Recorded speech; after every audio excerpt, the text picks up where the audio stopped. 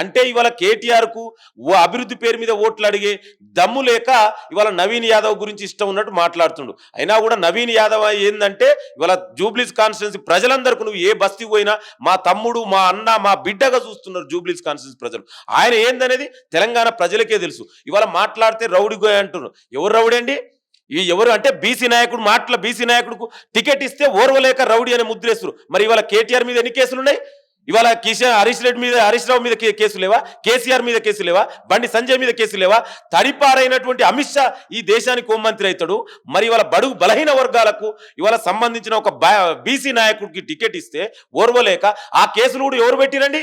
BRS హయాంలో పెట్టిరు. దమ్ముంటే ఏ రౌడీ షీట్ ఉందో చూపెట్టండి. నేను ఛాలెంజ్ చేస్తున్నా మీ ద్వారా. కేటీఆర్ దమ్ముంటే రమ్మండు. రౌడీ షీట్ ఉందా నవీన్ యాదవ్? అంటే తండ్రి మీద ఎన్నడో గతంలో ఉన్నటువంటి పాత కేసులని ఇవాళ కాబలుసుకొని ఇవాళ ఏదో క్యారెక్టర్ అసైన్ చేసినంత మాత్రం మిమ్మల్ని నమ్ముతారనుకుంటే మీరు తలకిందులు తపస్సు చేసిన కేటీఆర్ మిమ్మల్ని క్షమించరు. ఎందుకంటే 10 ఏళ్లలో మీరు చేసినటువంటి ఆర్థిక విధ్వంసం, వ్యవస్థల విధ్వంసం, రాజ్యాంగ విధ్వంసం ప్రజలని అరిగోసబెట్టిరు కదా మీ 10 ఏళ్లలో.